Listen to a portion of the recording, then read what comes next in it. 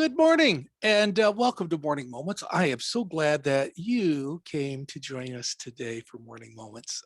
Today's guest comes all the way from Oklahoma. He is a wonderful young man that is a writer, director in the film industry, and Nolan Jones. I've asked him to come in and tell us a little bit about him. Welcome today, Nolan, to Morning Moments. Thank you. It's awesome to be here. I'm very glad. Uh, Tell me a little bit about yourself. What do you do and why do you do it? A simple question that can be so complicated, isn't it?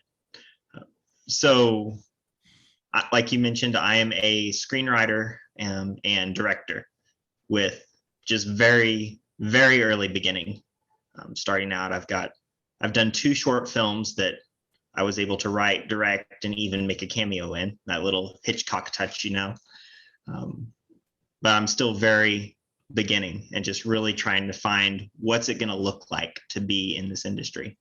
So yeah, I've been writing since before I knew what writing was. I mean, I was a little kid. I remember sitting at a plastic desk that was a hand-me-down from my aunt, from her kids that all used it.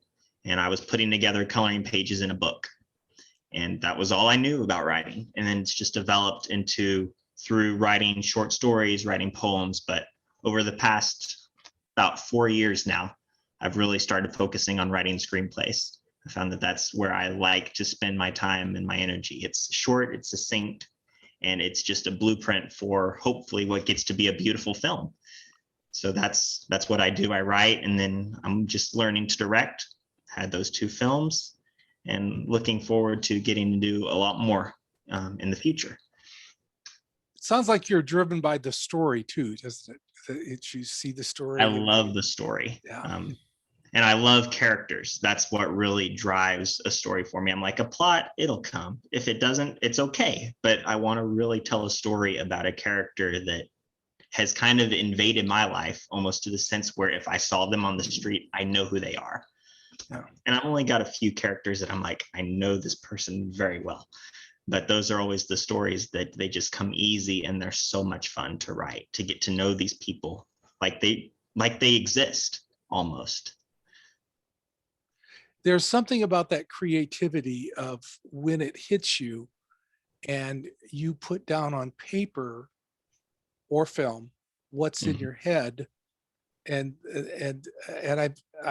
I've created some plays before where I've wrote the plays and directed it and then looked at it afterwards. Go, that's exactly what that was it in my head. I finally got a chance to see that. Oh, it's so cool. The first film that I did was one that I wrote, I think about 2 years ago, and we filmed it I got the chance as a part of my video class in college. We got to make this project. That was our big semester long assignment kind of deal. And to just see it was 2 characters in one location. And it was a very simple, plain set. Set took place in a makeshift art studio, but just getting to be on that set, getting to see this young actor and actress bring these characters to life that were nothing more than words on a page. And I'm like, yes, there is nothing quite like seeing those people actualize. And the lead actress, especially, she was perfect. Like, she started, even in auditions, I was like, that's the character that I had. And with the actor as well, they nailed it. And it was so cool to get to see these characters actually come to life. And then to be able to share that with other people, to say, look at this film, see this world. There's a risk in having people know what's in your head and your heart, isn't there?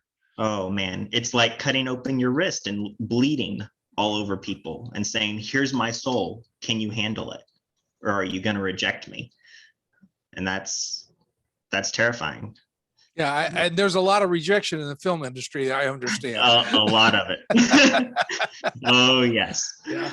Haven't hit that part yet, but I'm sure that's coming. Yeah.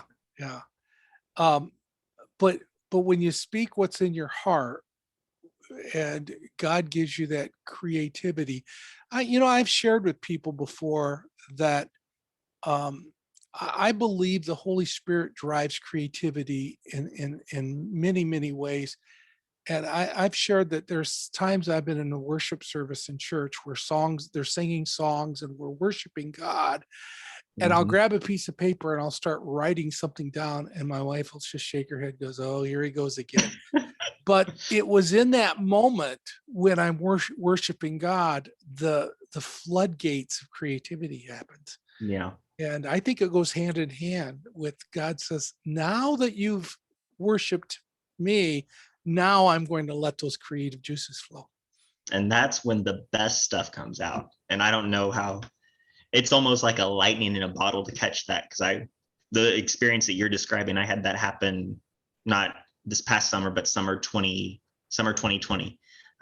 My pastor was up talking and he just said something off the cuff, really. He said he pictures God's grace as a waterfall that's constantly going. Uh-huh. And the minute he said that, a song dropped into my heart and just started writing it, and had the honor to see the song be finished. And then the pastor and his wife, they put music to it and recorded it. And I was able to share it with friends at college and with my professors. And I've been able to share it with people since, and even still listening to it. It's a rough cut recording of it, but I'm just like, that wasn't me. I Yeah. didn't write that. I don't know how it happened. It just kind of did.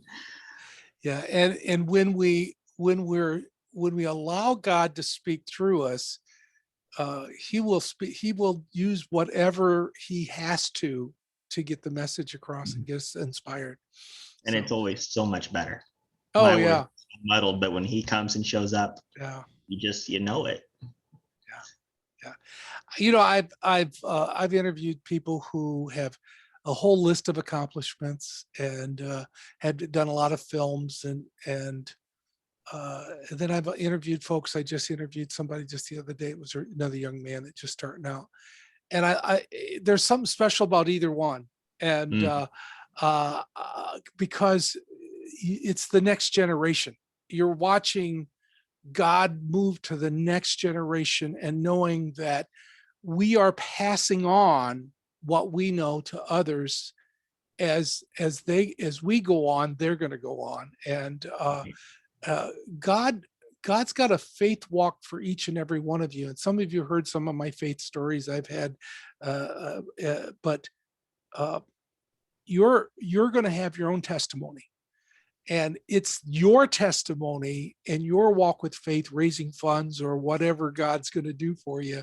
That mhm. down the road you're going to say, I know that I know that I know that God meets my needs because of what he did, not for what he did to Andy, not what he did for mom and dad, not what he did for others, but what he's done for me.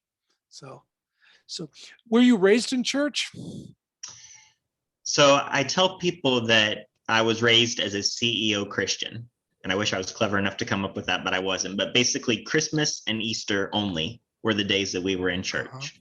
CEO, kind of clever, not mine, but I'll take credit for it. Yeah, dude. Uh, Yeah. but yeah, early on as a kid, that was in a Methodist church where my grandma sang in the choir, and we'd go on Christmas and Easter. And then when I was, let's see, my sister was in first grade, so I was probably around fourth-ish grade. Fourth, fifth grade, my parents divorced. And shortly after that, my dad started really taking my sister and I to church. And that's when we started going faithfully. And then he started to grow in his relationship. And really, he would tell you that he really surrendered to God for the first time after that fact. And then we started to grow in our relationship and our faith that we started to make our own and started to walk. So since about high school, have been faithfully going to church with my father and now my stepmom for the past, I think they've been married 8 years, maybe. So as a teenager and young adult, I've been raised in the church, but as a young child, it was very, very sporadic. Yeah. Yeah. There's always something. I always love to hear people's stories of how they found Christ or how Christ found them and how they Mm-hmm. surrendered. And it's always unique and it's always wonderful. But uh, God has got, you know, God's got a purpose for his life. And I want everyone to realize that Nolan's just starting, and he he doesn't have a lot of things that I could share underneath, like I share with a lot of people, but he has what I ask all my audience to do for every one of my guests.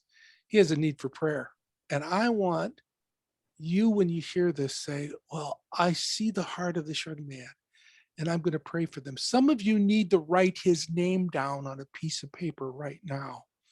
And God will not release you until you're done praying for him. Because some of you are, I believe, need to write his name down, Nolan Jones, and just keep him in prayer because God's got a plan for his life. All right. Absolutely. I'm looking forward to keeping in contact with you and watching what God's Yes, doing sir. for you. And it has been my pleasure to have you on Morning Moments. Well, And it's been great to be here. Thank you so much. all right. Thank you all for joining us, me in Morning Moments. And I'm going to ask you, if you would, why don't you keep on coming back? God bless you.